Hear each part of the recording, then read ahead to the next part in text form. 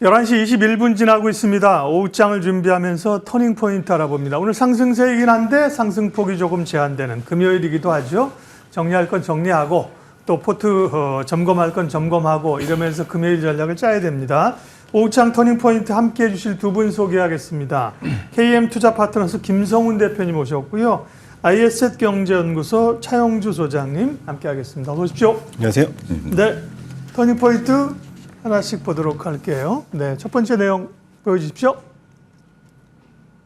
네, 한국은행이 금리 인하를 했죠. 사실은 동결하지 않을까 싶었는데 금리 인하를 단행하면서 시장에서 좀 저울질 해봐야 됩니다. 김성훈 대표님, 네, 25bp 인하 어떻게 보셨어요? 그다음에 이제 뭐 미국보다 사실 국내 금리 인하가 주식시장에 미치는 영향은 좀 제한적이긴 하잖아요. 증시 영향은요. 네, 일단 보면은 미국이 빅컷을 했기 때문에 그렇죠. 좀 안정적으로 일단 사실 이제 미국이 빅컷을 단행하지 않았더라고 하면은 사실 우리 국내 이제 증시에서 금통위에서 금리를 이렇게 쉽게 내리지는 못하는 상황, 외국인들의 투자 자금이 이탈될 수 있는 우려감도 있고요. 그래서 사실은 이번 빅컷을 계기로 안정적인 정책 스탠스를 보여줬다 이렇게 생각이 됩니다. 근데 지난 2분기 우리나라 이제 GDP 상황을 좀 보자면 1분기보다 한 0.2% 정도 이제 하락한 영향, 그리고 가계 부채 비율 아까 이제 뭐 감소세를 보였다고 하는데 가계 부채 비율을 좀 보니까 91% 수준으로 세계 최고 수준에 계속 육박하고 있는 상황입니다.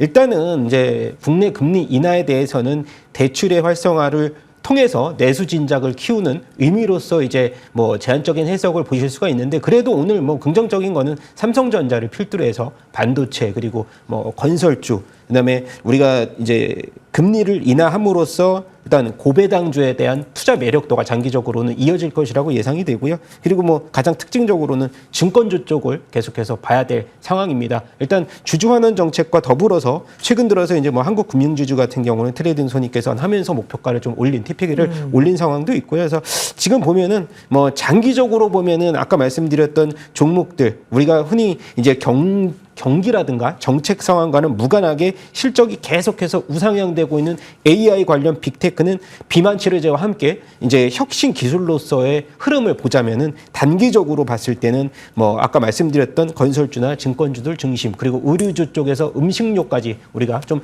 스탠스를 좀 방향성을 좀 섹터를 넓혀서 그동안에 조금 소외됐던 종목 위주로 반등폭을 보여주는 상황이 마련될 것으로 보입니다. 네.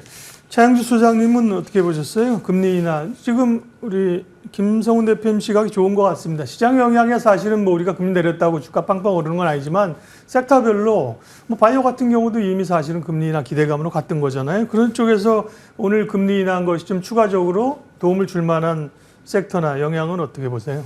예, 이렇게 큰 흐름이 자연스럽게 이어지고 있다라고 좀 말씀 좀 드릴 수가 있겠습니다. 큰형이 내민 손을 동생이 받아서 흘러가는 흐름들이다라고 말씀드릴 수가 있겠죠. 여전히 우리는 미국과 금리 차가 상당히 높습니다. 그런데 미국 같은 경우 50bp를 내렸지만 우리는 25bp 내린 것에 대해서 서로 속도감을 맞췄다라고 봐야 되겠죠. 퍼센테이지는 거의 비슷합니다. 그리고 미국이 금리를 내렸는데 우리가 금리를 안 내리게 된다라면 오히려 우리한테는 조금 더 부동산에 대한 PF 문제가 있는 거 아니야? 가계대출 문제가 여전히 심각한 거 아니야? 이런 신호를 투자자들에게 줄 수 있을 가능성도 있었다라고 봐야 되겠죠. 물론 우리가 이제 나온 여러 가지 수치들에 대해서 최근에 이제 대출을 정부가 이제 통제했다라든지 여러 가지 부분들이 있긴 합니다만 자연스럽게 미국의 금리라는 우리를 바톤을 이어받았다라는 측면에 있어서는 증시에는 충분히 그러니까 호재성 재료다라고 말씀드릴 수 있겠죠. 그런데 이 호재성 재료가 이제 폭발력이 있느냐라고 하는 부분들을 봤을 때는 악재가 아닌 호재다라고 저는 이제 표현을 좀 드리고 싶습니다. 이 호재 때문에 올라간다라기보다는 자칫 금리 인하를 안 했으면 우리가 오히려 악재로 반응할 수 있었는데 그런 부분이 아닌 것만 해도 다행이다. 어쨌든 금리 인하주들에 대해서는 어느 정도 시장에서 반영됐던 상황이긴 합니다만 이게 이제 기조로 이어지게 된다라면 김성훈 대표님 얘기하신 그 금리와 관련된 주식들 뭐 오늘 같은 경우 이제 건설도 좀 올라가고 있습니다만 건설 증권, 바이오 뭐 이런 것들 그다음에 이제 우리 뭐 반도체 같은 경우도 투자를 지금 막대하게 하려고 대기하고 있는 거 아니겠습니까? 이런 모든 부분들까지 온기가 전해지지 않을까 저는 그렇게 말씀드리고 싶습니다. 네, 한국은행의 금통위의 금리 인하 시장 영향, 섹터별 영향부터 살펴봤습니다. 다음 투자 포인트 볼게요. 터닝포인트 두 번째는요. 네, HBM에서 소외된 삼성전자가 이제 올라올 차례냐. 여전히 SK 하이닉스로 중심으로 가는 게 맞냐. 오늘은 삼성전자가 상대적으로 강합니다. 삼성전자하고 SK 하이닉스 차트를 두 개 비교해 주실 수 있나요? 하이닉스는 오늘은 조금 조정이고요. 사실 뭐 최근에 많이 올랐잖아요. 삼성전자가 1.5% 강세고 삼성전자의 밸류 체인으로 꼽히는 뭐 하나마이크론 같은 게 또 급등세를 나타내고 있잖아요. 김성은 대표님, 이제는 삼성전자로 좀 갈까요? 주위에서 지금 삼성전자 타이밍이다 아니냐 여쭤보는 분들이 너무 많아가지고 맞죠, 예. 뭐 방송에서도 이제 같은 동선으로 얘기를 해야 돼서 매수 타이밍은 맞다고 저는 생각이 되고요. 네.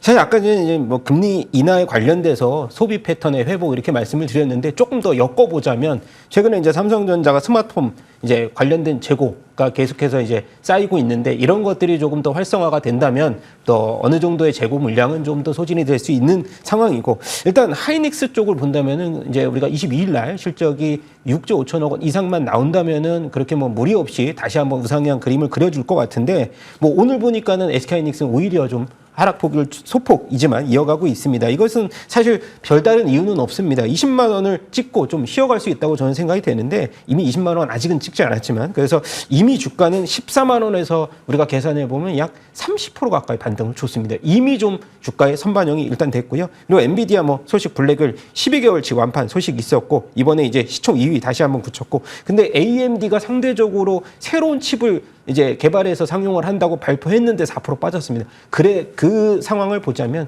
엔비디아 독점적 지위는 장기간 이어진다. 그리고 TSMC에 관련돼서도 지금 9월 달 이제 매출 뭐 전년 동기 대비 40% 이상 상승을 했기 때문에 오늘 보면은 이제 그래도 반도체 쪽에서 소부장 쪽의 흐름들이 굉장히 좋은데 제가 이제 뭐 공략주로 제일 하려다가 너무 오늘 반등이 크더라고요. 그래서 HPSP, 어닐링 장비 네. 쪽도 굉장히 좋고. 강하더라고요. 네, 그래서 지금 보면은 TSMC양 매출이 굉장히 좋습니다. 그래서 2분기 실적은 조금 이제 부진했지만 이게 4억 이전이라든가 인건비 때문에 그렇고 그래서 4분기 쪽, 3, 4분기 쪽 보면은 HPSP, 어닐링 장비 쪽 우리가 네. 주시해 보야 될 것 같고요. 마지막으로는 하나마이크론 급등했는데 HBM 쪽 향은 계속해서 우리가 조정심하다 매수 관점으로 생각을 해야 될 것 같습니다. 반도체에 대한 질문을 그러면 차영주 소장님께는 반대로 여쭤봐야죠.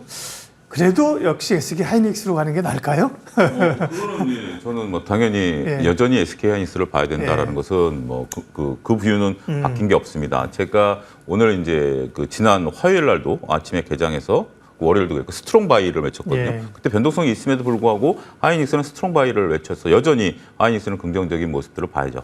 문제는 이제 저는 하이닉스는 고민하지는 않습니다. 하이닉스를 그동안 MTN에서 단 한 번도 하이닉스 고민한 적이 없고 오히려 그 변동성을 이용해서 매수 시점과 매도 시점을 나름대로 어느 정도 좀 맞춰왔다라고 생각을 하는데 삼성전자죠. 삼성전자를 그동안 저는 계속해서 이제 긍정적인 뷰를 좀 말씀드리기 어려웠었습니다만 이제 삼성전자 가격에 대해서는 우리가 또 다른 고민을 한번 해봐야 될 것 같아요. 제가 그동안 7만 원에서 6만 원까지 떨어질 때 삼성전자에 대해서 부정론을 얘기했을 때 상당히 조금 좋지 않은 반응들이 좀 있었습니다. 근데 지금 6만 원이 깨지고 나니까 지금 이제 삼성전자 이제 빚이 없다 온갖 많은 분들이 이제 얘기를 하고 있죠. 자, 차이점을 보시죠.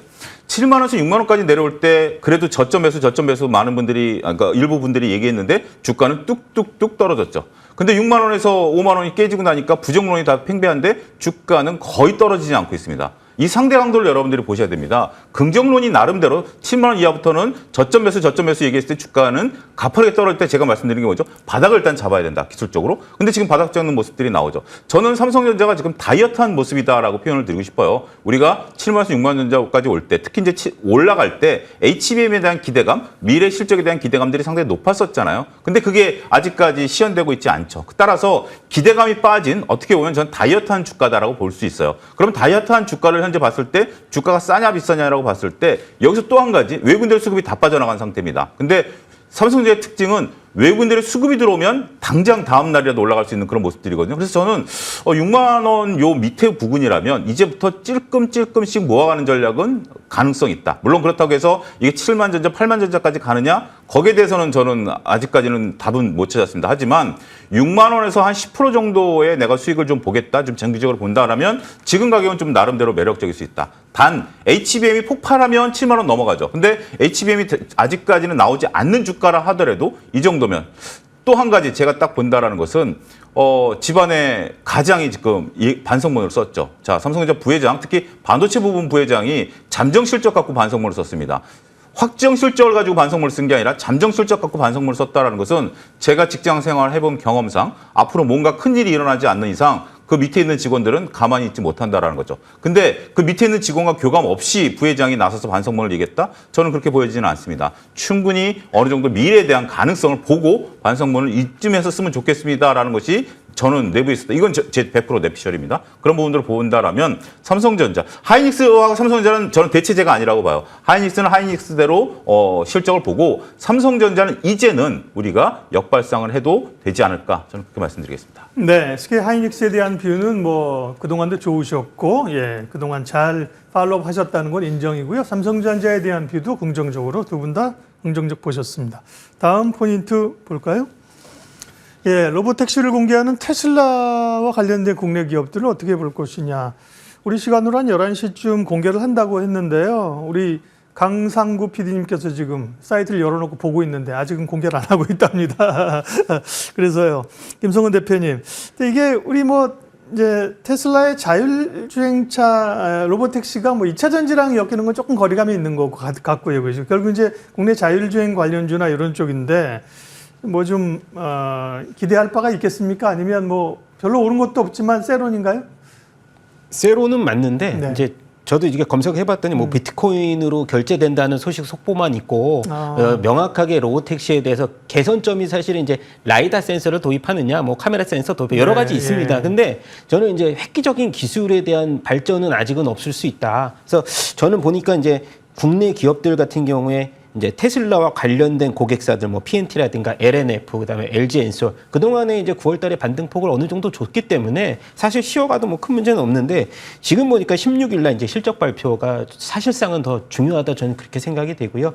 테슬라 같은 경우는 이제 뭐 인도량 같은 경우도 3분기에 뭐 한 1000대 정도 미달했지만은 언론에서는 이제 컨센서스를 크게 미달한 것처럼 이렇게 좀 얘기를 했습니다. 사실 밸류에이션도 80배 수준으로 올해 80배 수준으로 그렇게 뭐 아주 비싼 편은 아니지만 그래도 그렇게 우리가 들어갈 만한 수준은 아닙니다. 사실 EPS도 0.6달러 수준으로 아까 말씀드렸듯이 이제 6개 분기 기준으로 봤을 때 5개 분기 기준의 가이던스를 이탈했기 때문에 이번에도 사실상 이제 불확실성은 조금 증대된다고 할 수는 있겠는데요. 저는 이제 국내 기업들 같은 경우에 이제 테슬라의 좀 편승한 동기화보다는 실적 베이스와 함께 대외적인 이제 이 전기차에 대한 흐름을 보시는 게 좀 더 맞을 것 같는데 유럽과 미국의 올해 이제 그 성장은 계속하고 있지만 증감률이 4% 정도로 2020년대에 비해서 급속도로 하락을 했는데 내년 정도를 보니까 유럽의 이제 보조금을 다시 재검토한다는 소식과 함께 매출 여력이 좀 증대가 된다면은 내년 같은 게 증감률은 20%대로 올라가는 상황이 마련이 될 것으로 보여주고 있고요.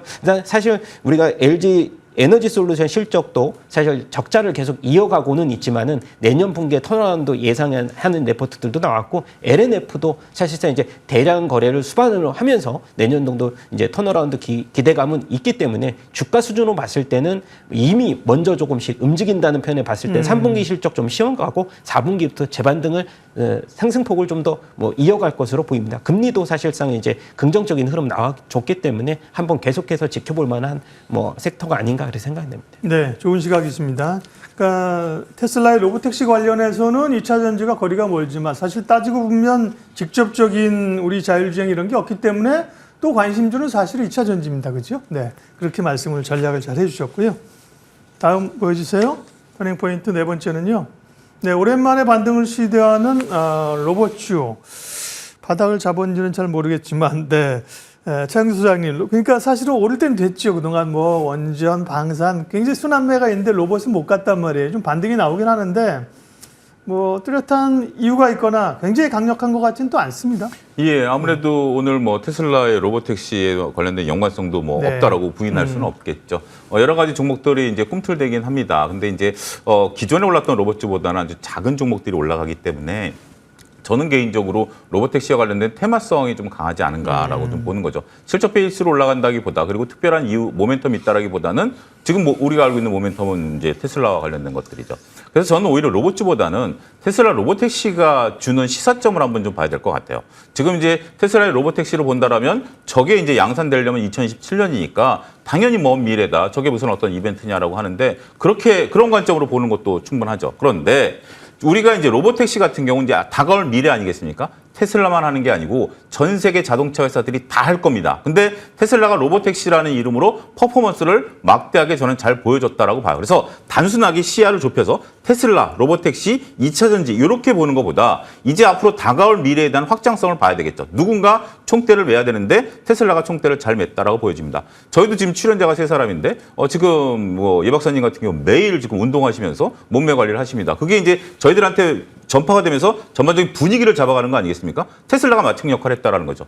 자, 현대차 여러분들 관심 있게 한번 보셔야 될 것 같습니다. 현대차가 최근에 어떤 소식이 있었죠? 구글과 같이 협업을 해서 우리 자율주행차를 만들겠다라는 거죠. 현대도 지금 현재 우리가 그 자율주행 소프트웨어를 개발하고 있습니다만 일단 우리는 하드웨어에 집중하겠다. 자동차를 만들겠고 구글에 그러면 우리가 이제 그 소프트웨어를 가져다가 만들겠다. 결국 시장이 확장된다라는 의미에서 저는 테슬라의 퍼포먼스는 매우 획기적이다라고 좀 말씀드릴 수가 있겠고 그러면 단순히 시야를 테슬라와 2차 전지로 좁힐 것이 아니라 자동차 업계 전반의 산업의 패러다임 변화 그 속에서 수혜를 볼 수 있는 것은 우리 현대차가 수혜를 볼 수 있다는 측면에 있어서는 충분히 수혜주를 찾을 수 있다. 네. 저는 그렇게 말씀드리겠습니다. 비유의 대가 차영주 소장님 비유 가운데 예, 저도 살짝 등장했네요. 자, 이슈들 살펴봤고요. 마지막으로 관심주 알아보도록 하겠습니다. 금요일이기도 하고요. 금요일 오늘 오후 혹은 이제 다음 주까지를 좀 겨냥하겠습니다. 김성훈 대표님은 방산주 가운데 LIG 넥슨을 말씀하셔서 수익률이 좋게 지금 나타나고 있고요. 방산주 흐름은 뭐 조정인 듯 아닌 듯 괜찮죠? 오늘 관심주는요? 네, 오늘은 HK 이노엔 이제 바이오주 흐름이 워낙 좋기 예. 때문에 오늘 눌림목을 계기로 해서 좀 타이밍이 온 것 같아서 말씀드렸고요. 일단 KCAP 관련돼서는 이제 위식도 역류성질환 치료제인데 내년에 미국 FDA 승인 기대감이 있습니다. 그래서 지금 바이오주 가운데에서도 재무가 굉장히 좋은. 그래서 밸류에이션 보면 올해 20배, 내년에 뭐 한 15배 수준까지도 이제 떨어질 수 있는 재무 구조의 강자라고 보시면 될 것 같고 일단 수액 관련 매출도 보니까는 기존의 의료 파업에도 불구하고 지금 전분기 대비해서도 한 5.8% 증가한 300억 원 기록 중이라고 하니까 HNO는 3분기는 일단은 매출에 대한 아까 역류성 시스템 매출 이연에 대한 흐름 때문에 3분기 살짝 이제 기대치를 밑돌 수는 있는데 그것을 기회로 해서 저가 매수세를 한번 또 포착을 해보시기 바라겠고요. 목표가는 55,000원, 손절가 4만 원 제시하도록 하겠습니다. HK 이노엔 관심주였고요. 차영주 소장님은 뭐 SK 하이닉스는 여러 차례 말씀하셔서 좋은 수익률을 용기를 냈던 분들은 좋은 수익률을 내고 있고요. KC텍도 말씀하셨군요. KC텍도 19.9% 최고가 기준. 오늘 관심주는 뭡니까? 예, 뭐 기존의 하이닉스와 KC텍 같은 경우는 이제 HBM과 관련된 그러한 부분들이었다라면 오늘 저는 현대차를 좀 말씀드리고 싶습니다. 앞서도 이제 현대차를 테슬라 관련해서 말씀을 좀 드렸는데 일단 뭐 다른 뭐 여러 가지 재료들은 다 아시죠. 근데 지금 차트를 보면 어제 음봉이 나왔습니다. 그런데 오늘 봉이 없습니다. 그렇다면 어제는 매도한 게 아니고 어제는 어떻게 보면 수급상의 꼬임이고 그거를 충분히 받쳐주고 있다라는 거죠. 차트가 상당히 저는 긍정적이다라고 말씀드릴 수가 있겠고 9월 12일 날 외국인들이 첫 매수를 한 이후에 한 달 동안 3일을 빼놓고 매일 들어왔습니다. 그런데 주가는 거의 움직임이 없습니다. 지금 여러 가지 재료들 여러분들 잘 아실 겁니다. 인도 IPO라든지 뭐 구글과 손잡은 거, KT의 대주주와 관련된 거, 주주 친화 정책 여러 가지가 있고 외국인들이 들어왔는데 주가는 현재 지금 거의 멈춰 있다라는 거죠. 자, 저는 다음 주나 다다음 주에 현대차의 폭발성에 한번 기대를 해보고 싶고요. 따라서 현대차를 추천드리도록 하겠습니다. 네, 현대차 관심주로 주셨습니다. 오늘 오후장 터닝포인트 그리고 관심주까지 두 분 함께했습니다. KM투자파트너스 김성훈 대표, ISS 경제연구소 차영주 소장 두 분 고맙습니다. 감사합니다.